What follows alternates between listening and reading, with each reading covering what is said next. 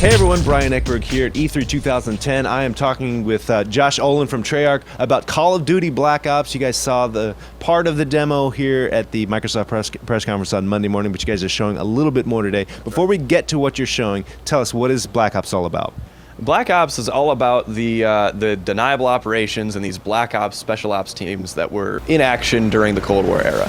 Okay. And so, in Southeast Asia, you had teams like SOG, the Studies and Observations Group, who we depict in our game, and in Soviet Russia, of course, on the other side, you had the Spetsnaz soldiers, and these guys were just as elite as you are, but they're working for the other guys. So the Cold War era offered us this sort of fresh, fertile ground that we could work with that allowed us to provide experiences that I don't think a Call of Duty player has ever played. Now, is the entire game set in the Cold War era, or does it jump back and forth? The exact time and the time points starting in the middle and end of the game it's actually part of our plot. We don't want to reveal it and we don't want to spoil it. But when you play through the game, you'll understand why I don't want to spoil it. Right. But I can say that it takes place over a long period of time during the Cold War, and like I said, that's critical to the story. But one of the things you guys are doing that you guys have narrative, you have voice, some new things that maybe we haven't seen in a Treyarch Call of Duty game before. Can you talk about that? Yeah, so for the first time you do have a voice, like you said, which if you're going to be one of the best of the best, if you're going to be an elite SOG operative, you need to have your own personality and a character. You need to really feel like you're a badass. So you need to be able to talk, and you're going to be issuing commands.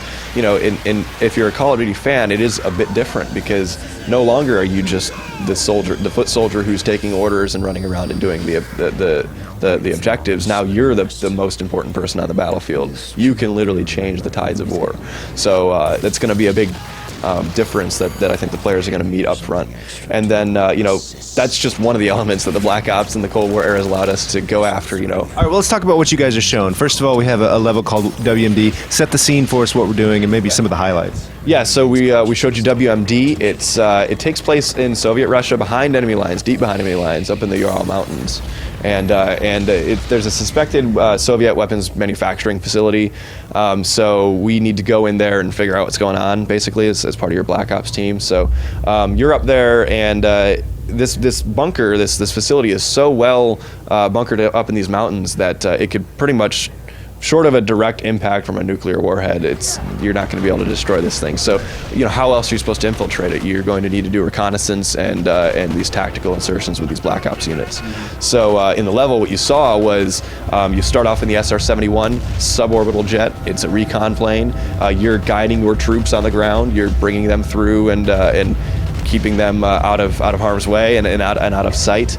And then we transition for you down onto the ground itself, and you're going to be the guys who have to move through the level stealthily and not be detected, not raise any alarms. Now, heaven forbid an alarm does get raised.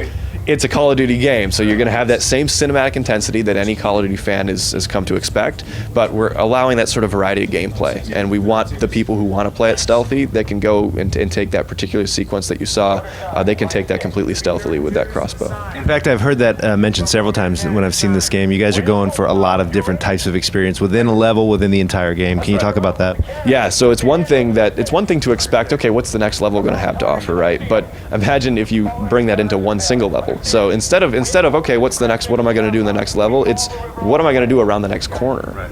And so what WMD is a perfect example of that, because at the beginning you're in a plane, and then you're on the ground doing this like stealthy operation, and then you're doing these rappel breaching sequences, and then again you're stealthing it up again, and then an alarm gets raised and all hell breaks loose, and then holy shit, there's an avalanche, now what? And so it's now you're high altitude jumping, and that was just a portion of the level we showed you.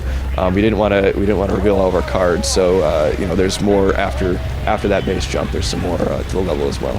It's on a nice cliffhanger. And you also showed an extended version of Payback, what you showed at the Microsoft press conference. Yep. Take me through that, and take me through where that sort of continues from what we saw at the press conference. Yeah, Payback sort of juxtaposes WMD, and that was done intentionally. So Payback is sort of that's more like the Call of Duty except for the fact that you're flying a Russian Hind helicopter completely by yourself, and that nobody's ever done that, certainly not in the Call of Duty franchise.